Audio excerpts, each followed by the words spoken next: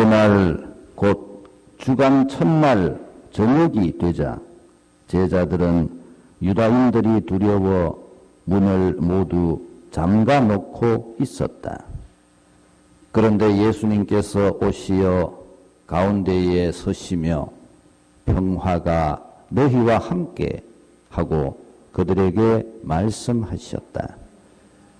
이렇게 말씀하시고 나서 당신의 두 손과 옆구리를 그들에게 보여주셨다. 제자들은 주님을 뵙고 기뻐하였다. 예수님께서 다시 그들에게 이르셨다.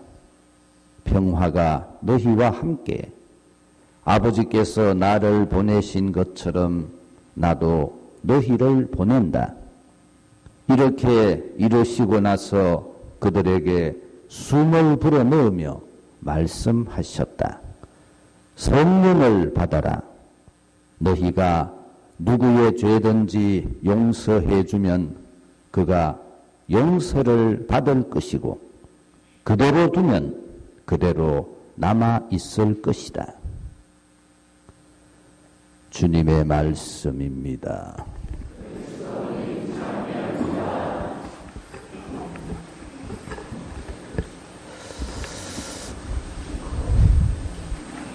그림이 완성됐습니다. 이제 지난 사순절 동안 봤던 그림이 오늘 이제 완성이 됐습니다. 나비죠? 네. 나비가 하는 일이 뭐예요? 네? 네? 나비가 알 넣는 것보다 더 중요한 일이 있지. 네. 나비 몰라요. 날아다니지. 그래. 나비가 하는 일이 있잖아. 일은 있는데 그래. 꽃 수분하죠. 수분. 그쵸? 예. 이 남자꽃 여자꽃 결혼시켜 주는 게 나비가 해야 될 제일 중요한 일이에요. 나비는 그거를 위해서 태어났습니다. 꽃을 위해서 꽃을. 그래서 나비는 꽃에게 좋은 일을 하면서 얻어먹고 사는 거예요. 그게 나비의 역할입니다. 나비의 역할. 굉장히 중요합니다. 나비는 자신을 위해서가 아니고 누구를 위해서? 꽃을 위해서 삽니다. 이 그림책 전체의 제목이 뭔가 하면 꽃들에게 희망을 이래요. 나중에 한번 보세요. 인터넷에 들어가도 있고 다른 데 한번 읽어보세요. 진짜 재밌고 깊은 의미를 가지고 있어요. 꽃들에게 희망을. 이 나비가 없으면 꽃이 없어요. 나비가 없으면 우리가 과일을 하나도 못 먹습니다. 나비가 그런 일을 해요. 저쪽에 애벌레 한번 보세요. 애벌레는 무슨 일을 합니까? 애벌레 하는 일. 애벌레가 하는 일은 쉽게 말해서 남에게 도움이 되는 일이에요? 지를 위한 일이에요? 지를 위한 일이에요. 심지어는 남한테 도움이 안 됩니다. 물론 과정이긴 하지만 애벌레가 하는 일은 뭐예요? 나무 이파리 다 깔아먹어버려요. 나무 이파리 깔아먹죠? 그럼 나무가 왜 돼? 말라 죽어요. 여러분들 혹시 그런 기억이 있는지 모르겠는데 내가 쪼맨할 때 국민학교 다닐 때 내가 중앙국민학교 다닐 때 그때 범어동 지금 수성구 그 가가지고 송충이 잡았어요. 혹시 그런 기억 있어요? 예. 네. 와 잡았어, 송충이. 송충이를 안 잡으면 그러면 그 애벌레가 송충이를 말라 죽이는 기라. 그러니까 젓가락 들고 송충이 잡으러 가고 이랬어요. 별짓거 다시 학교에서. 어쨌든 간에 애벌레는 과정이기는 하지만 지 자신만을 위해서 삽니다. 심지어 나무 이파리 깔아 먹어가지고 나무한테 피해를 줘요. 그런데 그 송충이가 정신을 차려야 정신을. 두 번째 그림. 두 번째 그림이 정신을 차리는 거예요. 정신을 차려서 원래 지가 해야 될 일을 하면 나비가 됩니다. 다른 사람에게 도움이 되는 존재가 돼요. 꽃들에게 희망을 주는 존재가 됩니다. 그런데 이 애벌레가 정신을 못 차려서 지 자신만을 위해서 살아요. 저렇게 위로 올라간다 그랬죠. 지 자신만을, 지 욕심만을 위해서, 지 이익만을 위해서 저렇게 위로 올라가면서 적하가 사람아, 나비도 못 되고 다른 사람들한테 피해만 주고 지는 저렇게 죽을 뿐입니다. 아무것도 안 돼요. 그게 애벌레하고 나비하고의 차이점입니다. 여기 부활이에요, 부활. 나비가 되는 거, 여기 부활입니다. 애벌레로 있는 거는, 저거는 유괴생활입니다, 유괴생활. 세례를 받았다, 안 받았다, 뭐 내가 기도를 많이 한다, 안 한다, 그거하고 아무 상관없어요. 그거하고 상관없는 겁니다. 내가 지금 가지고 있는 내 삶의 태도가 나비의 모습인가? 애벌레의 모습인가? 그게 중요합니다. 부활은 나비의 모습.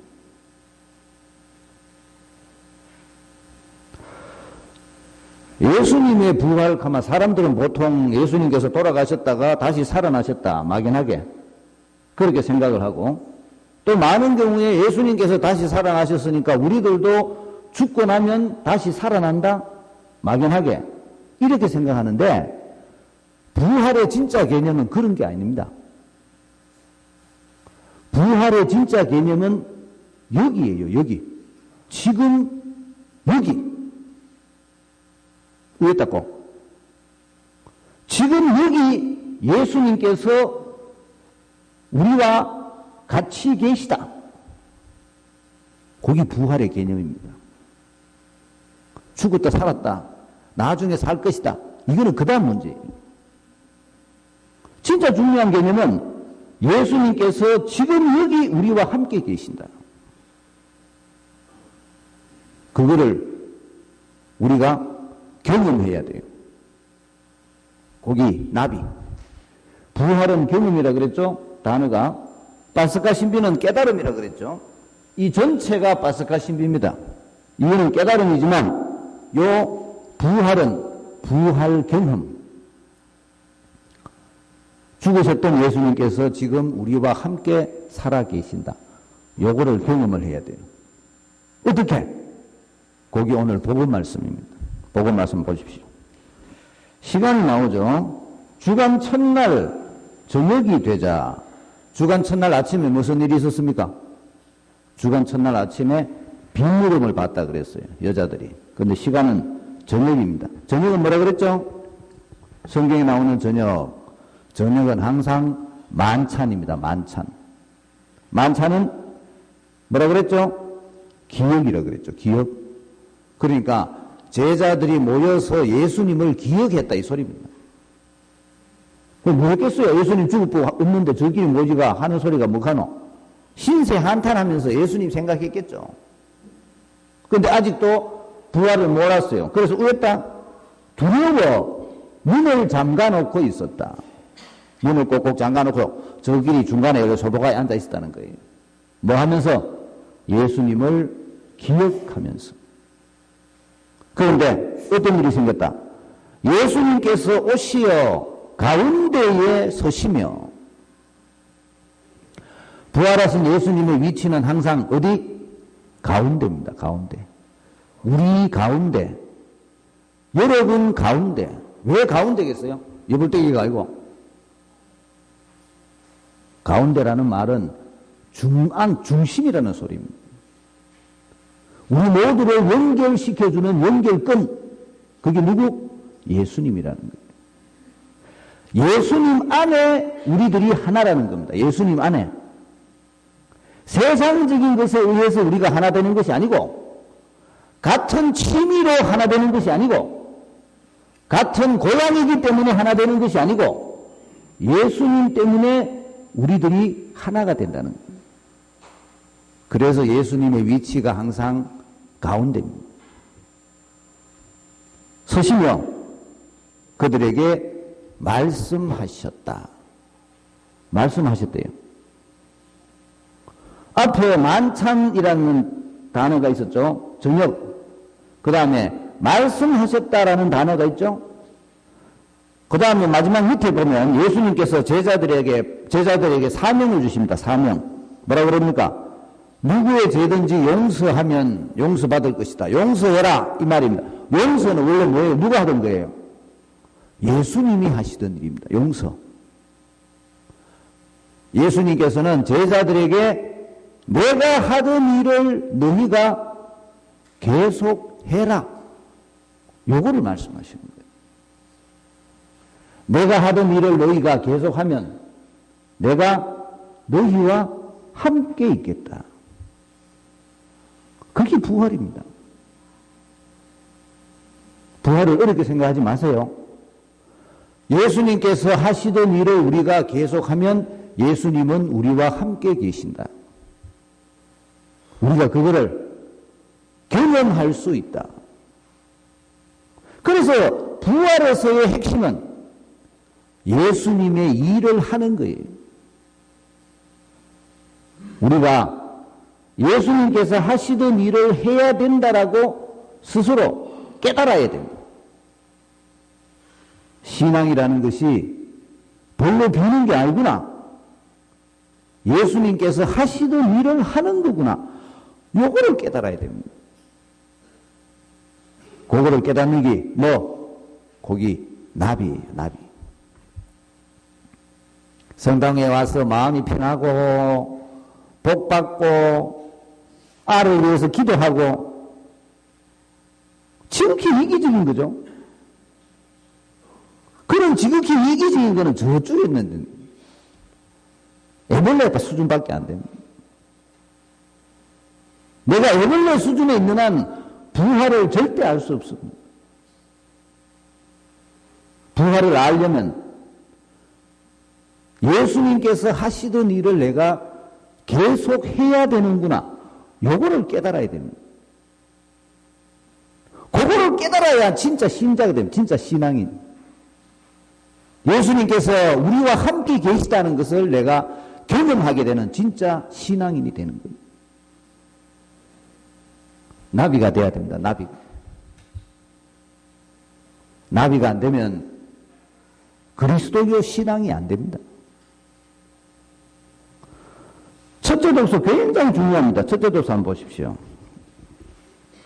사도행전. 베드로가 어떤 일을 했다 이런 얘기가 나오는데 5장에 나오는 이야기인데 굉장히 이런 소리를 합니다. 첫째 12장 12절에 사도들의 손을 통하여 백성 가운데에서 많은 표징과 이적이 일어났다. 많은 표징과 이적이 일어났대요. 사도들을 통해서. 원래 누가 하던 일?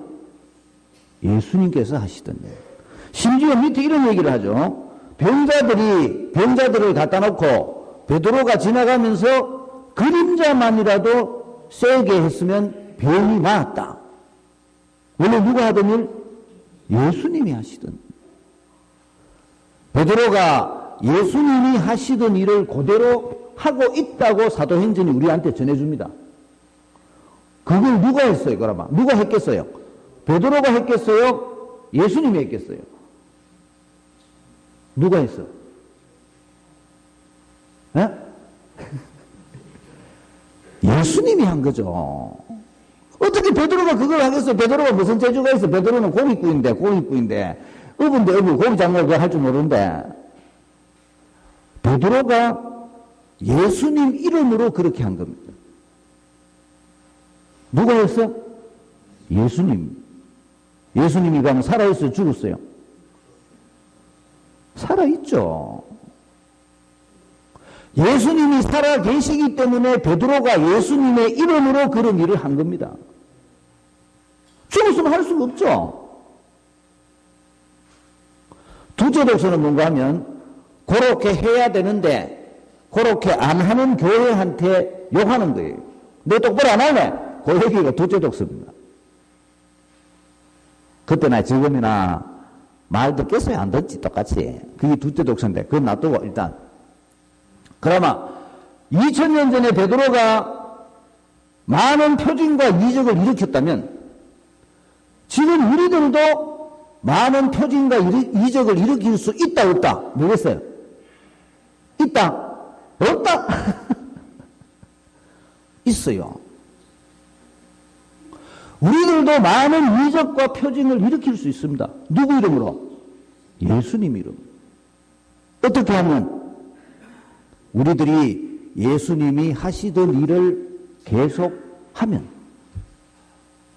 내가 기적과 이적을 받는 사람이 아니에요. 더 이상. 받는 거를 원하는 거는 어떤 거? 애벌레. 지금은 내가 기적과 이적을 세상 사람들에게 보여주는 사람. 세상 사람들에게 예수님의 이름으로 기적과 이적을 보여주는 사람. 나비. 거기 부활입니다. 죽어서 일어나는 일이 아닙니다. 지금 여기서 우리가 예수님의 부활을 경험해야 됩니다. 지금 여기서 예수님의 부활을 경험한다는 말은 우리들이 예수님께서 하시던 일을 계속 해야 됩니다. 여기 부활입니다. 부활. 예수님께서 하시던 일을 우리들이 하자. 혼자서 합니까? 혼자서 못하지. 그러니 같은 동네에 있는 신자들끼리 모이가 공동체 하는 것을 만들어가 우리들이 예수님께서 하시던 일을 계속 하자. 그거를 하는 겁니다. 거기 신앙입니다. 예수님을 보여주십시오. 예수님께서 살아계시고 우리 가운데 계시고 그분께서 직접 일하고 계신다는 것을 세상 사람들에게 보여줘야 됩니다. 거기 우리들의 사명. 내가 그 사명을 열심히 수행할 때 예수님께서 진짜 부활하셔서 우리와 같이 계시는구나. 그거를 경험하게 될 겁니다. 제자들은 기뻐했다 그랬죠? 우리들이 그 기쁨을 경험해야 됩니다. 경험해 보십시오.